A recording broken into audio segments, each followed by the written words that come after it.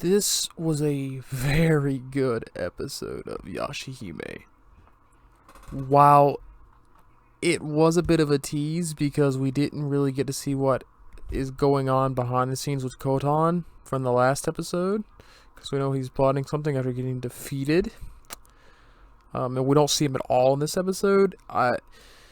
It brought back the two conjoined demons that made an appearance in the original anime way back when.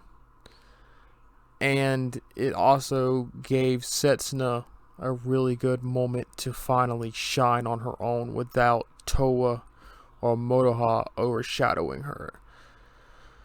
So, we start off the episode with them chasing down what's supposed to be a demon they're looking for, which turns out to be the conjoined twins. By riding on the little raccoon boy, by feeding him what Axel Beats has coined Scooby Snacks. So that's what I'm going with. They get there, and they find a roasted cow. Just randomly roasted. And some of the locals tell them, hey, the demons come and they fight every so often, and the livestock in the villages around here get they kind of pay the toll for it, so you kind of need to get out of here while you can. And so while they're standing there, the two demons come out and start fighting each other, and that's when we see that they're trying to kill one another, or so they claim. Towa interferes, saying, hey, you guys are siblings. Why would you want to kill each other? And, and Towa having her connection with Setsuna and how she wants to get her memories back really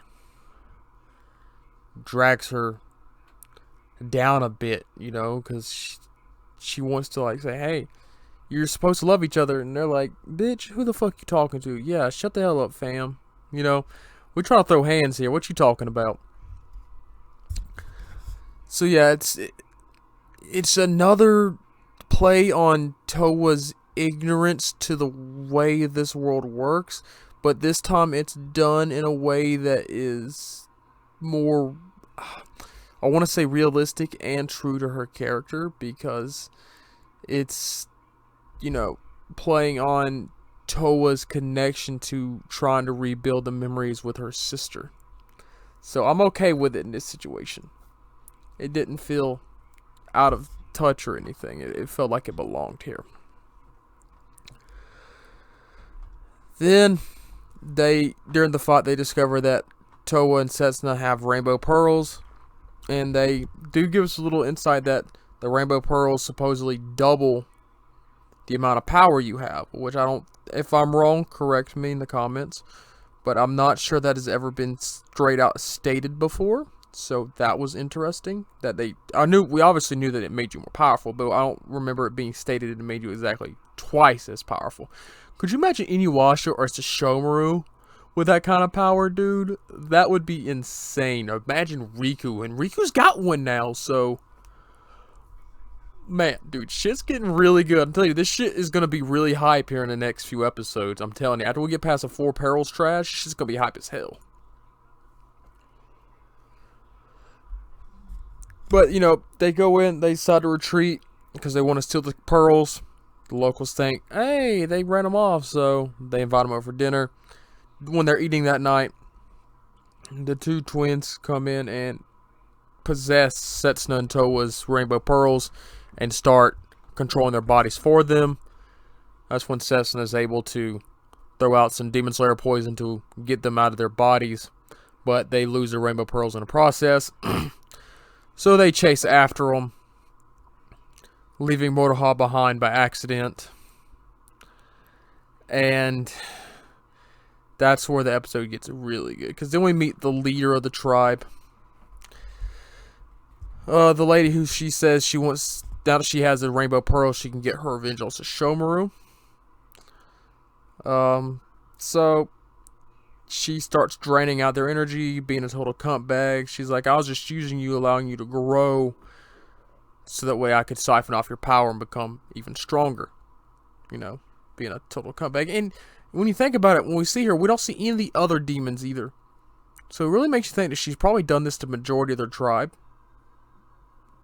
It seems like the kind of piece of shit that she is.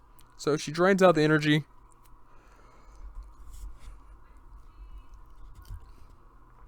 And proceeds to whoop the other one's ass. I forget their name. There was Rinka and Kinka, but I forget which one got absorbed.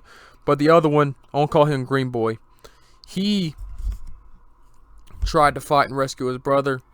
He gets stomped in. That's when Towa steps in and offers to help.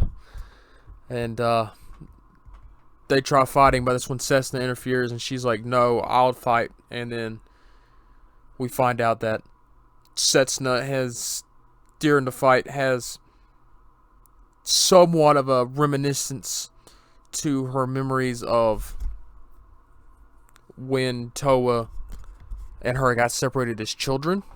So her memories seem to be ebbing out to her slowly, which I think is good. It's about time that happened.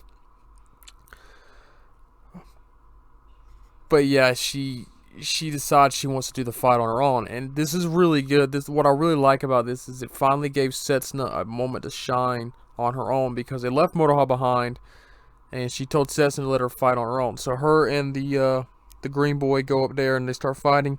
He lights her weapon on fire, her Nagita on fire, because he says it'd be useful against the demon.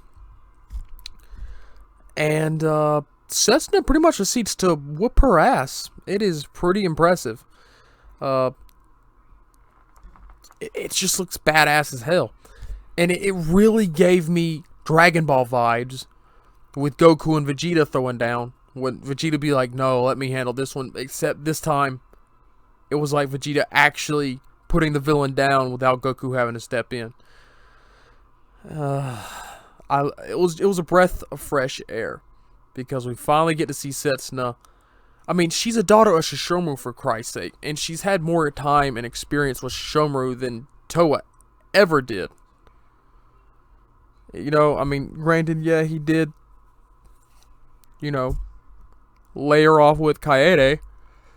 We would assume that he still trained her to some extent before then. So it was nice to see that she was able to really show what she's capable of on her own. But on top of that, it was also really nice to see character progression, because she's doing it because she's trying to now understand Towa's feelings for her, because she is finally starting to pick up on the fact that Towa really is her sister, that it was the one that had tried to save her that day, back when they were children. And so she hits her with a Cyclone Burst and a Scourge of Swallows and obliterates her. Then, in a really sad moment, the two brothers, they're unable to save the one brother, and then the other one says that without him, they never really wanted to kill each other. They don't really have a reason to live without one another. Even though it was their fate for one of them to live and the other to die, for them, they both wanted to go on with each other. And so he fades away too in a really fairly heart-touching scene. It was pretty sad, I'm not gonna lie. It was beautifully done, in my opinion.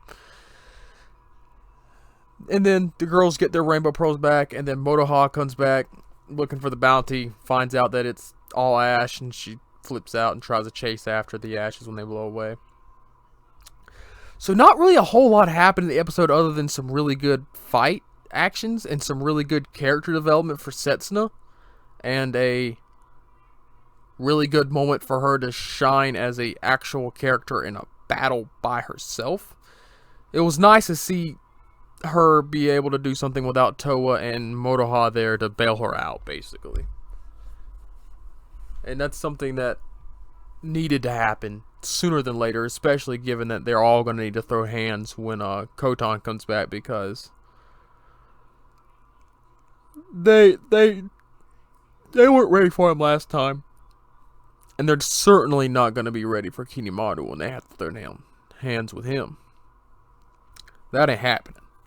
So that's going to be interesting. And I do have to throw this out here because I made the theory that the bicycle was broken and that it was fixed and that they were going to get it fixed by meeting Kagome and shit. I was clearly wrong. That did not happen. I overlooked the fact that I suppose Setsuna would know how to fix her own bicycle. Towa would know how to fix her own bicycle, not Setsuna. I don't know why I said that. Apologies. So I have to, when I'm wrong, I'm wrong. So I had to throw that out there. But yeah, I mean, other than that, nothing really spectacular happened in this episode. Nothing that I saw that would really need to dig into. It was just kind of like a laid back, chill episode. Kind of gave me some old school vibes. You know, just good character development and progression. And a good shine moment for Setsuna. And maybe it's hinting that with her getting some of her memories back, that we're finally going to start inching closer towards revealing what the Dream Butterfly actually is. I'm ready to get some answers here. But what do you think? Did you enjoy the episode? Did you find that brother-to-brother moment really touching? I thought it was really nice and well done. I thought the action was great, the whole episode.